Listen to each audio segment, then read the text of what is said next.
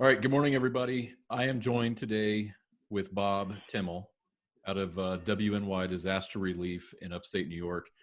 I got a really excited call from Clark Brown last night, and Clark told me about what Bob and his team are doing in fire stations throughout his county. So I was curious, talked to Bob and Dylan last night, and I wanted to get this recorded so we could share it with you.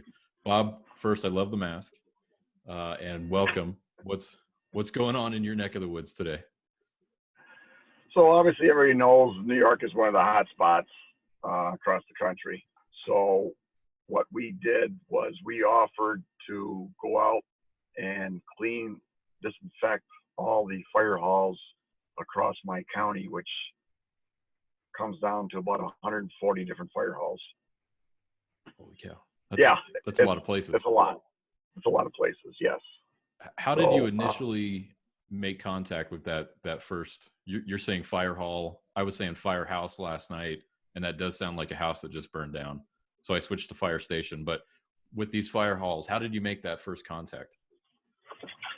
So we started out doing our own fire halls because I'm a fireman, but then I reached out to the county and explained to them what we were doing, and they thought it was such a great idea that they put it on the county website.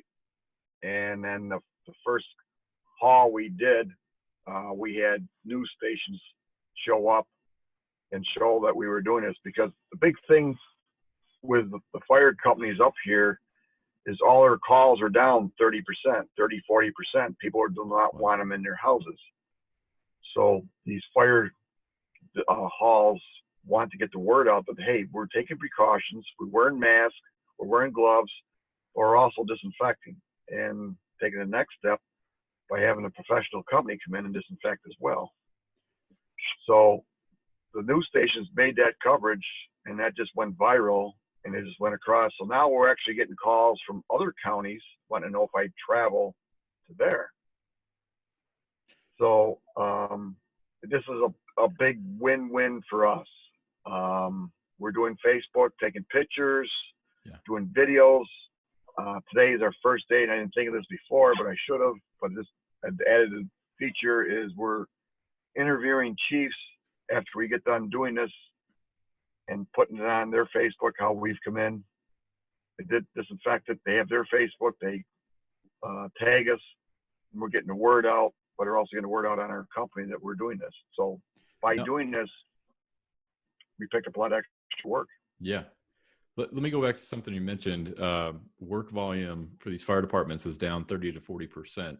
Now, a lot of your fire halls are staffed by volunteers, right? What's bad about work being slow in the fire industry? These guys all want to take care of their community. They know that there's things happening out there that shouldn't be. We did an ambulance service, and they're saying they're picking up more dead people than they ever have before, because people were having chest pains, not calling it in, and a day or two later actually having the big one, heart attack, and they're going there and picking them up and they're dead. So that's not a win-win situation here. Oh, that's crazy. As we were talking last night, we were talking about this kind of fear that folks have, and my theory, maybe your theory, is that it's media driven. But you were sharing a story about a house being on fire where the occupants didn't want the fire department coming in for a fire. Yes. So there was a chimney fire. Flames were coming out the top of the chimney, and a neighbor saw it, called it in. Fire company showed up, banging on the door, and the owners asked them, "What do you want?" It says, "Your house is on fire. There's flames coming out of your chimney. It could be extending into your walls. We need to get inside to check to make sure there is no issues." And they would not let them in. They said, "No, you're not coming in this house." Oh my! But you don't understand, your house is on fire. So they finally did gain entry. It took them 13 minutes, but they had to call the sheriff's department. The sheriffs had to come over and talk these people down off the cliff and say, "Look, you either stay in and burn, or you come out. These guys are protected. They got masks. They got gloves on. They're not going to spread anything, but we need to look at your house because it will burn to the ground if you don't let them in." They did finally let them in. That is totally wild. So when when this message is shared across social media, the hope is that folks who live in this county and maybe additional counties will see the steps these fire halls are taking to protect the community, right? That's kind of the overarching goal. Correct. Okay. So these fire halls are like, they felt like they're indebted to me now because we've got out social media that we clean their halls, they're safe, they're been disinfected, and they feel that it's a big, huge favor I did for them, and they're just like, what can we do for you? They're That's amazing. asking, what can we do? So how did you price this initially? So we charged, it was free service, didn't charge them anything for it, in hopes of we'll get future business, Right. which is starting to come back already. So one of the commissioners at one of the fire halls, he's a principal of a school. He says, I want you guys to come over and do our high school and our middle school. And I'm going to reach out to some other school districts in my area, and I'm sure they're going to want you as well, because they don't have anybody right now. I mean, we have cleaners, but we don't have the foggers. We don't have the electrostatics. We don't have EPA registered chemicals and know all the stuff that you don't. This is the kind of stuff we need to have in here. Yeah. We have another fireman that's linked to a big corporation. It's like some company's got, I think, 13,000 square foot building that I just found out today they want done. All the townships that we're doing these fire halls in, they're going back, and I'm putting a bug in here and say, hey, we did a great job for you guys. Do you mind saying something to the town hall, the libraries, the courthouses, Yeah. all the county and town-owned buildings, police stations, stuff like that? Yeah, we can do them. Obviously, we would charge for them, but right now we're keeping it to the fire halls that are free and their apparatus. Okay. Do you intend to charge per square foot, per cubic foot? What's your plan? I think the square foot doesn't work out as well, because when you go into these buildings, there's a lot of desks, chairs, office furniture, railings, doors, different things like that. So I feel to be fair to me and fair to them, we'd probably charge an hourly rate with the time and materials, for each suit up, respirators, chemical being used, and time leaving our shops, time we come back to our shop. And they feel that's fair as well. So we're not going to miss anything, and we're still make a decent dollar at it. Yeah. There's been a lot of controversy over how to fog and really just the process. We talked last night about how you are instructing the fire halls to go through first and degrease. Can you explain that again? Yeah. So for the chemical to work the best, and this is for any chemical really, everybody's fingertips has a biofilm on it. When you touch something, you're going to leave a little bit of oily residue behind. And the more you touch it, the more it gets there. And the virus can be held in that oily substance. So what we want to do is, to save us time, because we took on such a large burden here, is we tell the fire companies, look, if you guys can pre-clean for us, wipe your door handles, wipe your light switches, wipe your steering wheels, your shifters, your cabinet handles, get all that stuff with a good degreaser, wipe it down, do that pre-clean before we get there. And then when we come in, we can just go through and fog things, get it good enough and wet per the instructions of the chemical that we're using, and get that proper wet dwell time that we need to have for it to work properly. And they're more than happy to do that. They've got a bunch of guys that are sitting around that really aren't on calls. They love to do something. So they're going through and they're cleaning the halls all up for us, pre-clean for us in anticipation for when we get there to do this. That's incredible.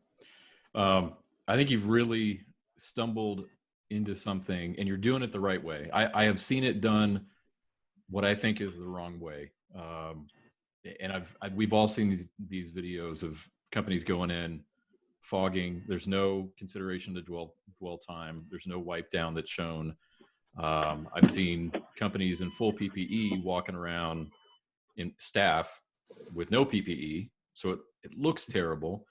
And of course, the tendency is to charge per square foot. I feel like you're doing it the right way. And I said in a video, I think it was 2 weeks ago, that I believe every commercial space will want some sort of cleaning just to give that peace of mind off to their customers before we open back up. And being in New York, you've got kind of the longest, you're probably going to be the last state to fully open. So you've got the most amount of time to go do this. So I'm really encouraged by the way you're doing it and the way you're leveraging social media to get some really good PR. Oh yeah, I mean, like I said, I got radio stations that are looking to do interviews with me. We've got 2 TV stations that came out and shot footage of us doing this. They put it out. Word just spread. Today, each fire hall we go to, we're taking pictures, showing which fire hall we're at. Shows us suited up, spraying or doing our fogging, and we're actually starting to do videos with the chief at the end, and he's doing a video saying how he identifies himself as the chief. What areas we fogged, what equipment we went over, saying it's clean, disinfected, and thank you, Disaster Relief of West New York, for doing this for us. And we're putting that on Facebook as well now. That is really, really awesome. How many have you done this morning? So we're recording this. It's 11:15 your time, Eastern time. How many have you done so far this morning? I think this is the 3rd one we're on right now. How many more do you have to do? I think we're down to, I think we're getting down in the 80s or 90s now. Oh, from the 140 in your county? Yeah. Holy smokes. Yeah, that's a lot of people you're meeting who often have other jobs, right? And a lot of content. I mean, Dylan's got content for years that he can put out. So I think what would you say? You didn't realize it was going to blow up quite like it did, but do you think all of it's been worth it? Oh, definitely. We've got a lot of fire districts are saying, hey, we're going to talk to the town. There's grant money out there. We want you guys to come back on a regular basis. Some are talking 2 weeks. Some are talking once a month. And obviously I said, well, I'd have to charge. They go, no, we expect you to charge. We would not want you to come back and not charge for what you're doing. With the first one up front, God bless you. But going forward, we plan on paying you for this. And you've been doing this weekly treatment in a chemical production facility already, right? Correct. So we have an essential chemical plant that's running. That's got about 165 workers, and they're scared that if their workers come down with something and spread it around the plant, that they could be shut down and they would lose millions. So the little bit of money they pay us to come in on a weekly basis, we're going in and just fog, and they're cleaning, but again, they're everything all pre-cleaned for us, and we're just going in and doing the fogging, and they're happy with that. That's all they want done is come in and do the fogging for them. So we're in and out, but we're making decent money while we're doing it. That's a brilliant strategy. First, you're those employees who might be kind of, they don't have a whole lot of work anyway, are being put to work. They're getting paid by their own employer, and then you're doing a great service. Just before we wrap up, we've got about 90 seconds left. Give me briefly your background and Christine, your wife, her background, so we can sort of validate who you are for those who don't know Bob Timmel, which if you don't know Bob Timmel, you're crazy. But what's your background, Bob? Christine and I own Disaster Relief. We've been in business for 22 years. I spent 20 years at a nuclear facility, so I kind of know about suit ups and contamination and all that kind of stuff. We're also, I'm a member of a volunteer fire company. I'm also the president of that company. And we've been just going to a lot of educational classes and doing everything the right way. And This is kind of how we've been running things and doing everything by T&M. Everything we do, we don't use any Exactimate, and our profits are we're making a profit. We're not being struggling. So, what did Christine do for a number of years? She was an infection control nurse, so she understands this epidemic that's going on right now probably better than anyone else around. She's very in tune with this. Yeah, that's a pretty impressive CV from both of you. So I think you're qualified. And again, I think you're doing it the absolute right way, leveraging, you're doing good in the community, you're providing an invaluable service, you're rightly broadcasting it, not to get, glory for yourself, but for the brand, which translates to incredible PR. And it's going to open up hundreds and hundreds of opportunities in the future because of the eyeballs on what you're doing today. So it's awesome. I'm blown away. I really am. Yep. All right. Any parting words? For you air members that this is going out to, this is one of your biggest things right here. This is why you joined air.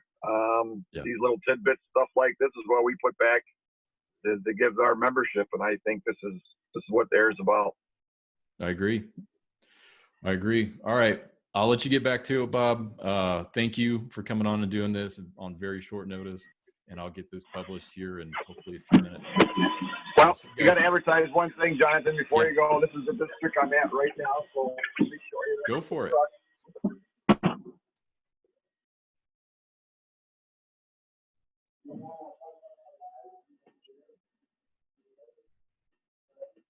I think his audio is still connected to his truck.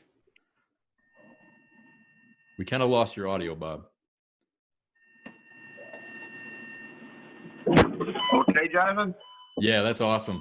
Great pictures. We lost your audio briefly. I think you were still connected to your truck, but that is really cool. I appreciate that. All right, man. Take care. Stay safe. Yep. See you. You too.